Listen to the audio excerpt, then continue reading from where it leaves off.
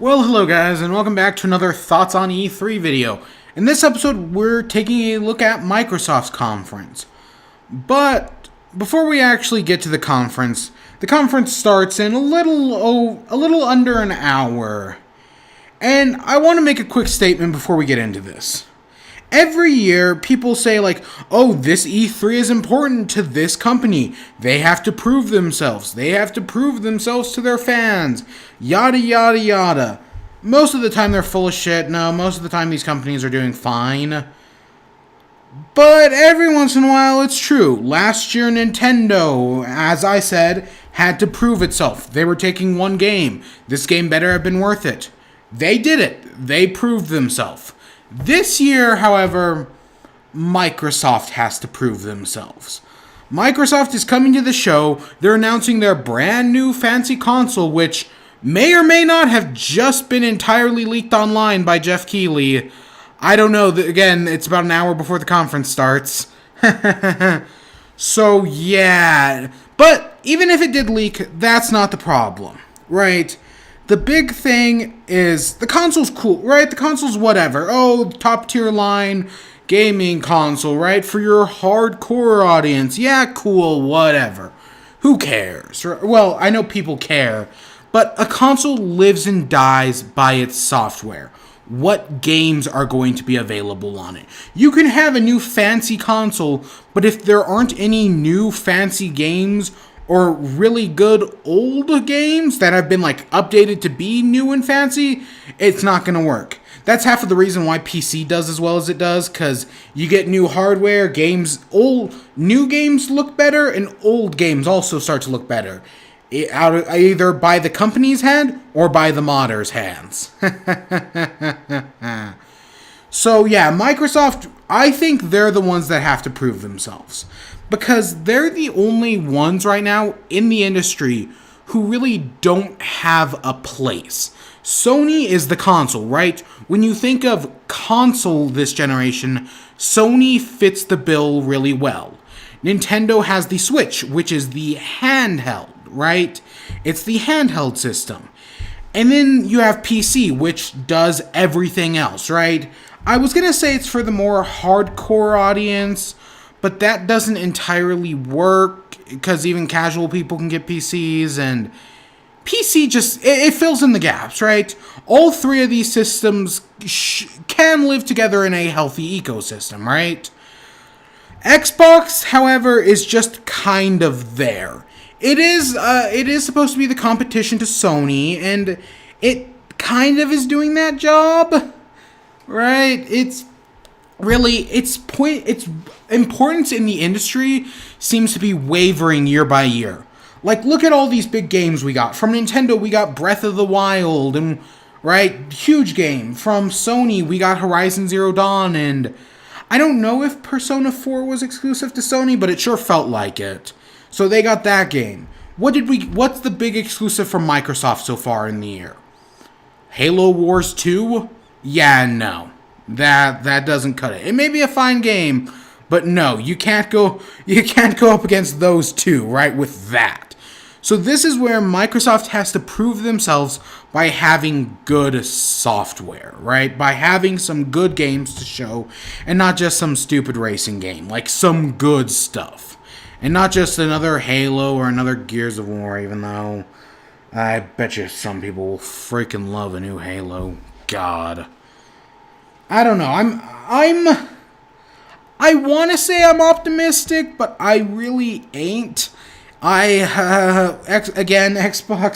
it's just wavering for me. And I don't know. We'll see, right? But with that, let's just cut right to the show. So, Microsoft's conference just ended, well, a few minutes ago. And did they live up to my expectations? Did they prove that they're worth defending, or that they have a place in the industry? Well, yes, no, kind of, maybe. It's really all up to interpretation and what you want from Microsoft, right? So they started off, of course, with the reveal of the Scorpio, which is no longer called the Scorpio. it's called the Xbox X, right? So it's it's the Xbone X. Yeah, that's not going to get confusing at all, because their other console is the Xbone S for small, right? And this is probably for, I don't know, Extreme or some garbage like that.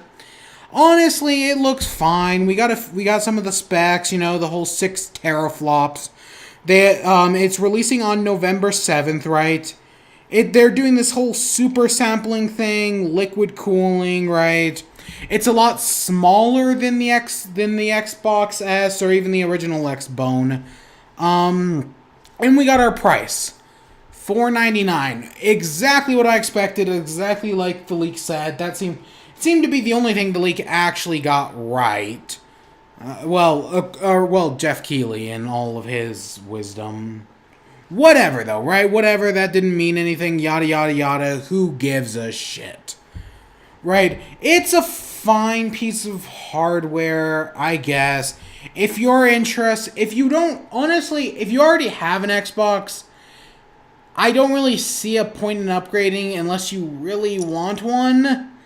But if you're thinking about getting an Xbox, like if some of the games, a lot of the games they showed off interested you, then maybe. I mean, it's okay, right? I still do have the problem of, if you're wanting an Xbox, maybe just get a PC. And we'll talk about that a little bit more at the end, right? But they started off with Forza Motorsport 7. It's another racing game. A lot of these games, I'm going to say, they looked good or they're very well stylized.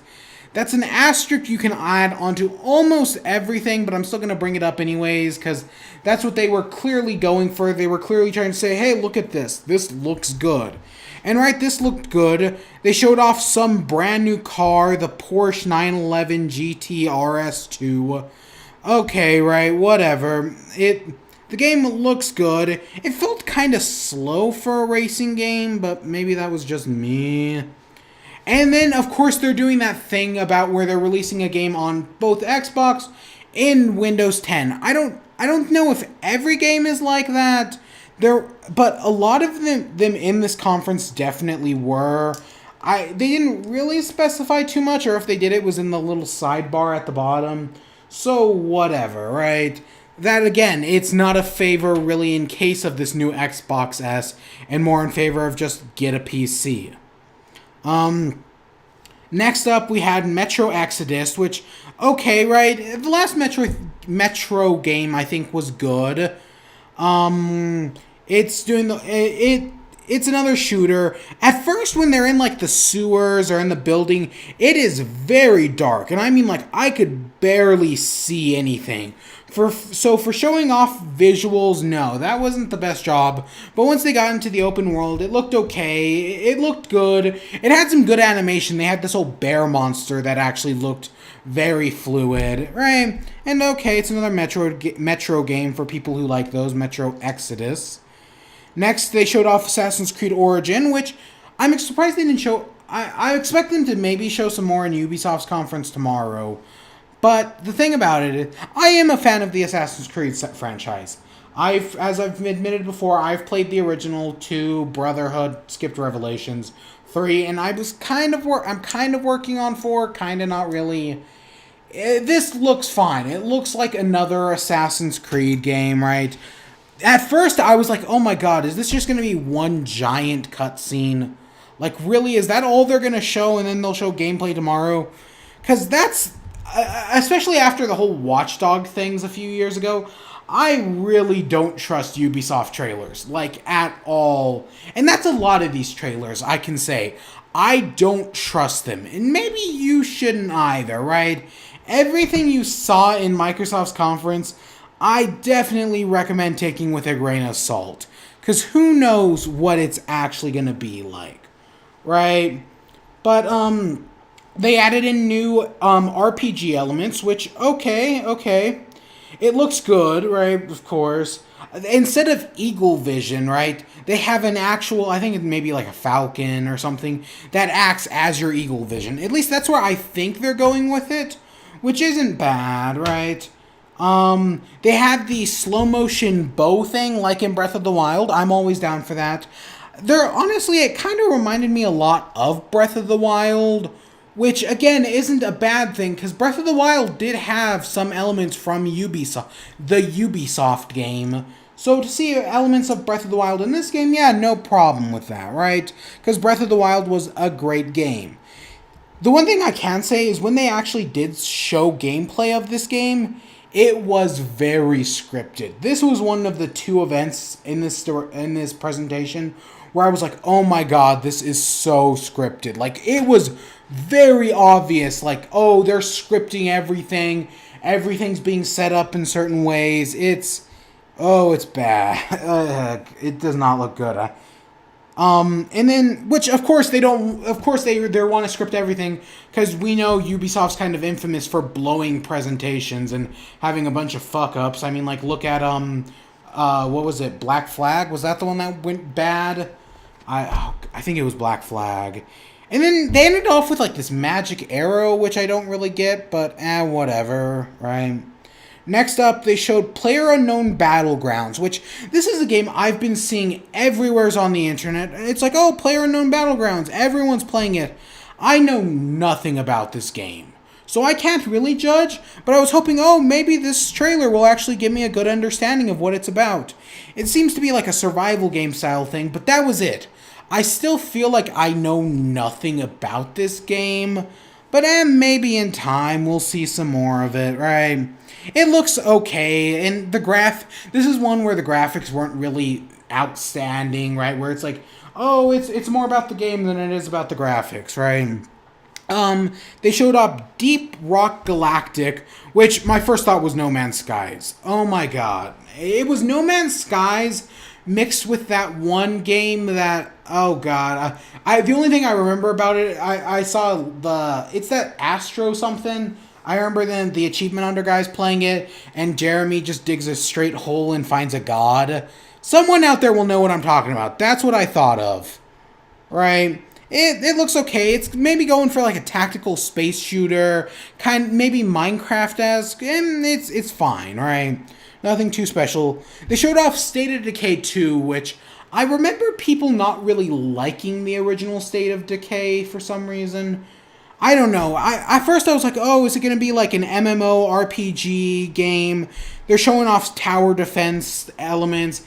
It looked like every other zombie game ever. The only thing that I'm getting that it does special is permadeath, which permadeath is a fine thing, right? Especially for like a zombie game, right? Okay, that could work, right?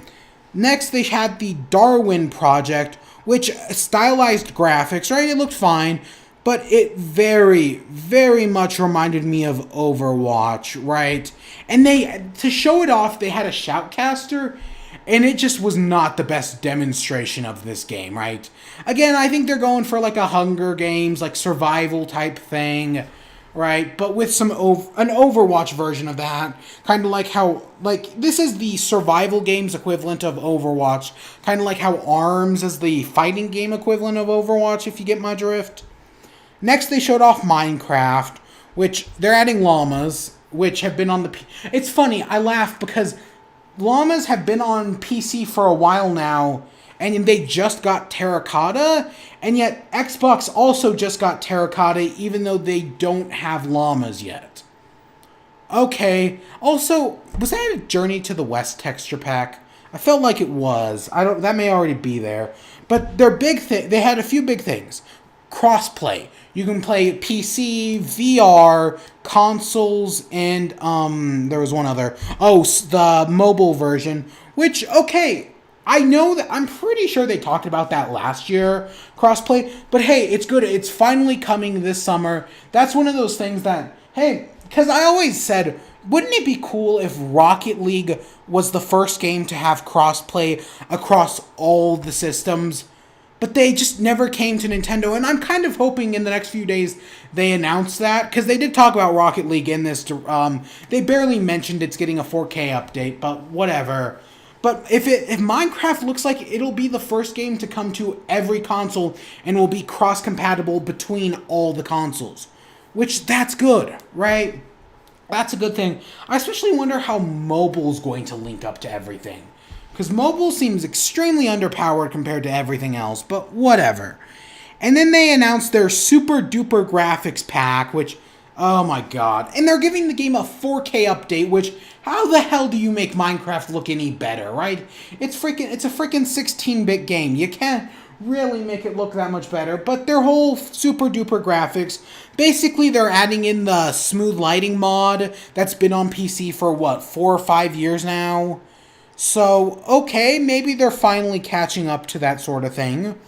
Whatever, it's Minecraft, it looks fine. I mean, like, I bought Minecraft on the Switch, I like it. Okay. We had Dragonball Fighters Z. It's Dragon Ball. They really nailed the art style in this game. It really does look like the show. I don't really play Dragon Ball, or I don't watch Dragon Ball Z. It's kind of one of those shows that I told myself I'd never watch, along with, like, Naruto and, I don't know, Bleach. So I have no opinions on it. If you're into it, good for you. It is a good-looking game. They showed off Black Desert, which is a fantasy. It's an MMORPG, right? The character design looked really weird, right? Please tell me I wasn't the only one who saw that. The best way I can describe it, and then this is another game. They said it was an exclusive, but I'm pretty sure this game has been out on PC for a while, right? But, the best way I can describe it is it kind of reminds me of a poor man's Monster Hunter, which didn't Squeenix already make a poor man's Monster Hunter, that Final Fantasy game that nobody liked? So yeah, whatever, right? They showed off The Last Night, which this is one of the things I really liked. I loved this art style because it's doing the pixel art style, but it has a really good, like, lighting engine, and it's really taking advantage of its graphics engine while keeping a pixelated style. This was really cool. We don't know anything about the game. I'm getting a weird enough Hotline Miami mixed with, like, Ghost in the Shell vibe. So we'll see, but yeah, I loved the art style of it. We got the Artful Escape, which, again, it has an interesting art style. It has a good lighting engine. It reminds me of those games like Stick It to the Man, or what was the other one, Never Dead? Kind of like that. It has this music theme. It's very stupid, but kind of in an enjoyable way. It's stupid, but in an enjoyable way, right? We'll see. They showed off this Codevein, which it's a JRPG. I don't really have any other thoughts than that.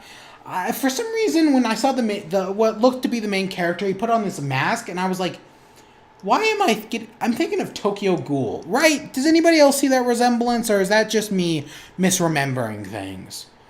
But it's whatever, right? This conference, I have to say, this thing was goddamn long. It was like an hour and 45 minutes, and around the 1 hour point, I was like, please, just end. God. I feel like 1 hour is the perfect time for a conference. Because any more than 1 hour, it gets to a point where I'm just like, please, just end it. Any less than an hour, like what Nintendo's doing, I'm like, oh god, I want to know more. And then I guess Sony's conference is probably going to be probably 2 hours. I can almost guarantee Ubisoft's conference is going to be more than 2 hours. God, ugh. Next up, they showed off Sea of Thieves. This is my highlight. This is one of my highlights, right? This is in my top 2. I said last year it looked great. It still looks great. Last year, I think I compared it to Guns of Icarus and what they showed off. This year, they focused more on, like, the adventure aspect of getting out of the boat, going around, looking for buried treasure. It still looks great. Yeah, it is the new Rare, because let's be honest here, the original Rare died when Microsoft bought them all those years ago. But for a new Rare game, it looks fine, right? It looks good. They showed off a pirate battle, which, okay, I loved when he climbed in the cannon and shot himself over to the other ship. That was really cool. It just looks like a lot of fun. And it got an early 2018 release date. I feel like we've been seeing this game for the past few years now, right? And it'll probably come out in, I don't know, probably May, knowing this thing. We got Tacoma. Tacoma? It's a space game. I have no idea what the hell this was about. It reminded me of, oh god, what was that? It reminded me of something else, but I'm not really sure what it was. Like a game where you could go in and like chat to other people. What was that? But that's what it reminded me of. I literally have no opinions on this anyway, right? It looked like nothing, right?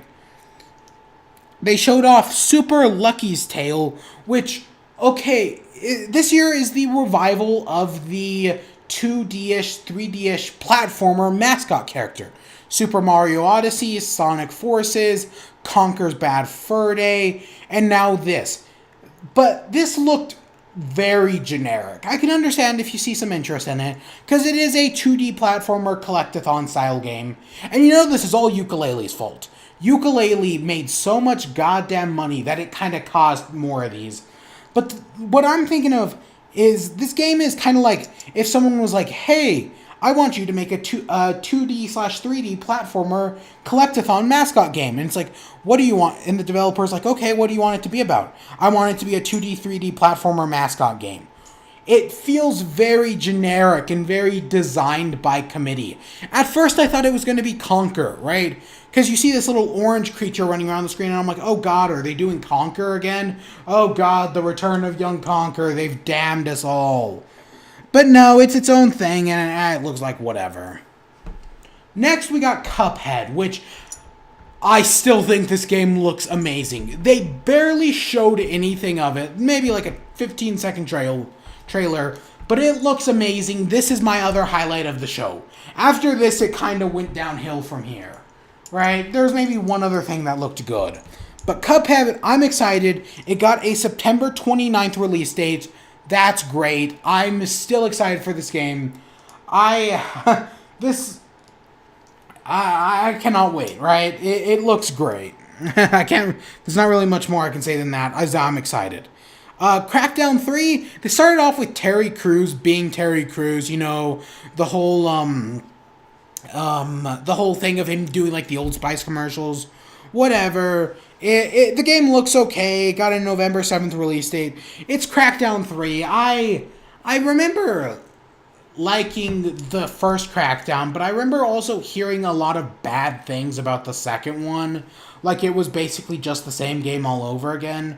So I'm not entirely holding my breath on this one, but hey, if you're interested, whatever. They did an indie game compilation, which, there were a few games that looked interesting, a few games I recognized, right? Whatever, I'm always down for some more indie games. Indie games are very important, especially in the industry, and especially for me who, oh gosh, I tend to play mostly indie games nowadays.